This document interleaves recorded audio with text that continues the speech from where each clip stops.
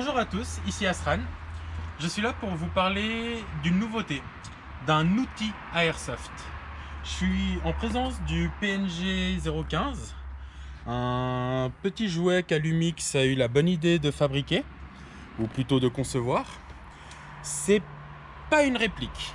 On peut pas appeler ça une réplique. En fait, le plus simple, ça sera encore de vous la montrer. Du coup, on va quand même s'intéresser à ce qui se trouve dans le carton.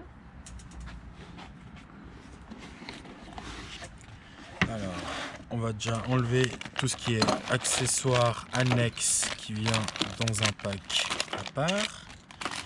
Ça, on a 2 clés Allen et une fiole d'huile qui vient fournie avec. On va aller chercher. Hop là. Le joli manuel qui nous vient en français et en anglais. On dirait bien. Alors, manuel basique avec réglage hop-up, l'éclaté, réplique, enfin outil, parce qu'on peut pas appeler ça une réplique, outil et magasin. Ah, accessoires, dont j'ai acquis certains d'entre eux. Et ici, la fiche faite à la main qui montre le numéro de l'outil que j'ai, la date et 5 tirs d'essai. Bon, franchement, ça a quand même été fait assez bien. Puis du coup, regardons la bête. Regardons ce bel outil d'Airsoft.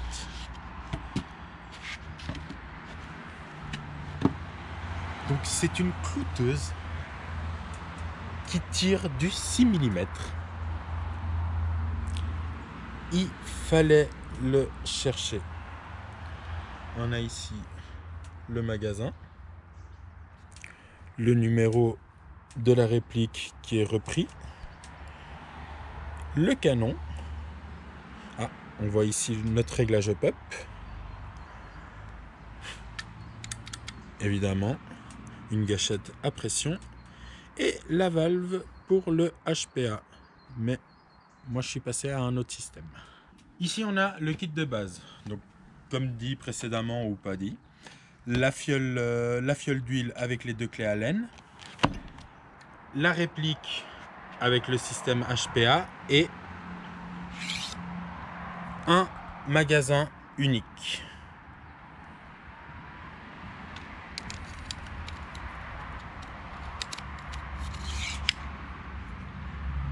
Ça, c'est ce qui vient de base. Moi, dans le magasin où je me suis fourni, j'ai eu la possibilité de prendre un kit complet qui vient fourni donc avec un réservoir à gaz, vu que j'ai pas vraiment envie de jouer avec un énorme tuyau et un gros sac à dos. Une base arrière pour pouvoir y fixer une crosse, élément de crosse ici présent, tube et crosse. Et je sais pas trop pourquoi, mais ça peut toujours être rigolo, un rail Picatinny, de manière à pouvoir poser sur le canon. On va commencer par monter les accessoires sur cet outil. Je pourrais pas l'appeler réplique, hein, c'est plus fort que moi. On va appeler ça un outil. Pour ce faire, j'ai ici la base de ma crosse qui est fournie avec des vis. Donc d'après le shop, les vis qui viennent avec l'outil sont assez longues pour pouvoir mettre la pièce et la plaque ensemble. Parce que oui, il faut savoir que derrière cette plaque, il y a un ressort. Et que ça serait un peu ballot que vous enleviez les 4 vis et que tout foute le camp. Alumix, si tu nous regardes, tu peux confirmer si oui ou non les vis sont les mêmes ou pas. Pour ce faire, vous avez besoin de la grande clé qui vous est fournie avec l'outil. Et petite astuce que m'a donné le gaillard du shop, c'est en fait d'enlever 3 des vis, en laisser une, de manière à toujours avoir une résistance, et de venir caler la pièce de manière à ce qu'elle prenne une des vis et la faire tourner pour pouvoir serrer sur les autres. Alors, on va déjà commencer.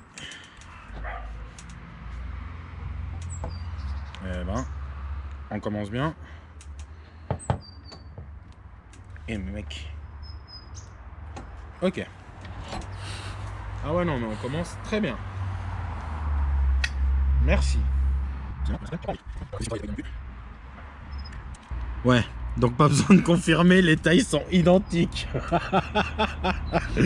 Donc ouais, on n'aura pas besoin de sortir les vis du paquet.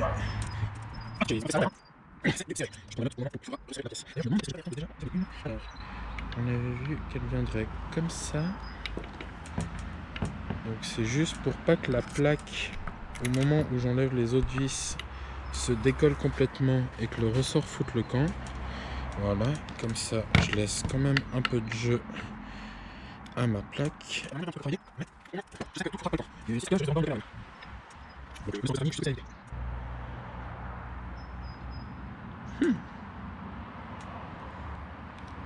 Moment délicat, j'ai envie de dire.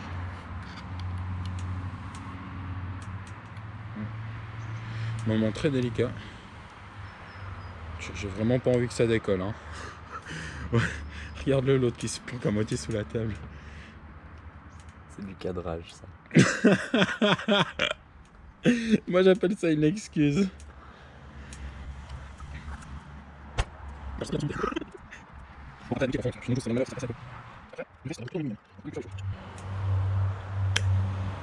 Oh, oui, oui, je te sens te lever, je te sens te lever.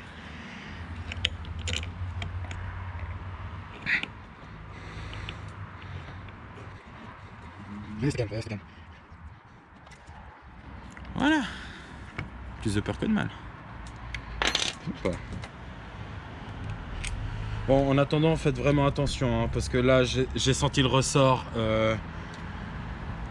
Ouais, c'est... En dépit d'avoir mis une vis, je pense qu'il y avait... Si je tenais pas la plaque, il y avait quand même moyen de dégâts.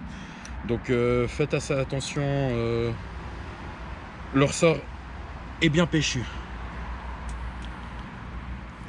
On va finir de monter tout ça.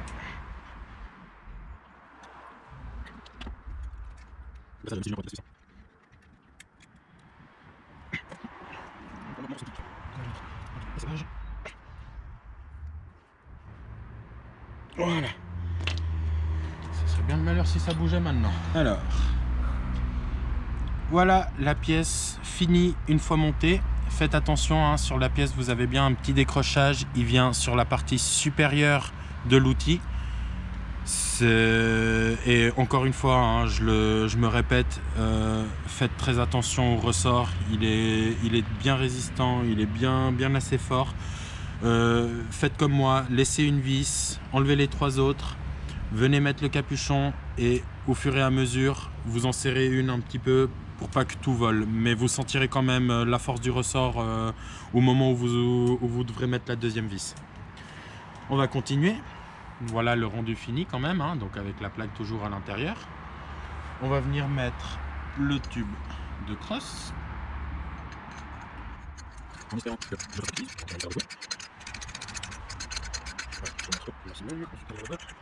Alors moi je n'ai pas l'outil spécial pour l'anneau. Après c'est pas vraiment un outil d'airsoft que je vais utiliser sur les terrains.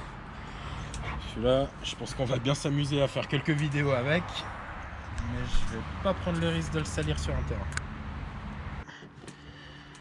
Et pour finir, alors celle-ci,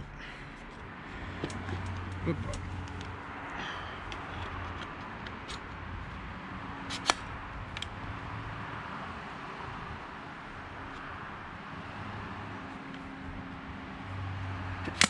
Voilà.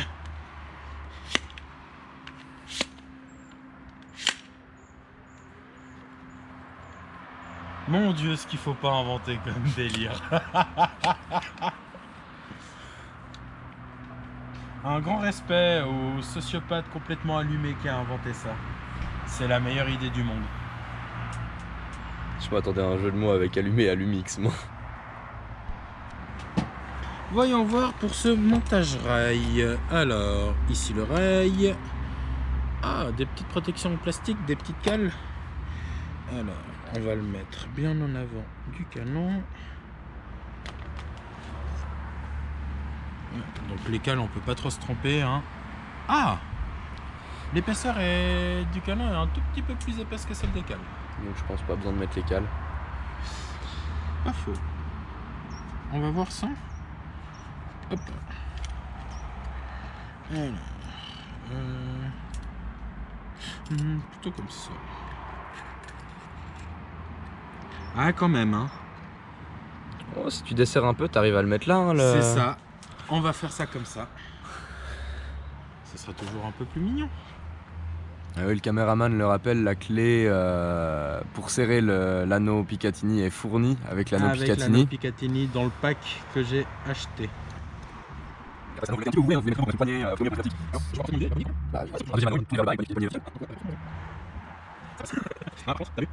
Ça vient un petit peu sur le bloc. Ah, t'as de la marge. Ouais, j'ai un peu de marge, donc je vais le mettre un peu plus haut, de manière à ce que ça vienne pas bloquer la vis du hop-up. Vous pouvez vraiment le mettre au bord de l'épaisseur du canon. On a déjà une belle clouteuse de combat, mais toujours HPA ou compresseur. Après, je doute que la génératrice et le compresseur soient très faciles à transporter en plein milieu d'un terrain, peu importe le type de terrain que vous jouez. Par conséquent, moi, je suis passé pour l'option petit kit, sortie HPA, réservoir à gaz, un peu plus simple à transporter. Certes, nettement moins fiable au niveau régularité et puissance, mais pas de tuyau, pas de réservoir, que du plaisir. Après, encore une fois, je doute que ça soit vraiment une réplique à prendre en terrain, mais ça reste un joli jouet. Maintenant qu'on l'a monté et qu'on a mis l'intégralité des pièces en place, bah on va quand même l'essayer.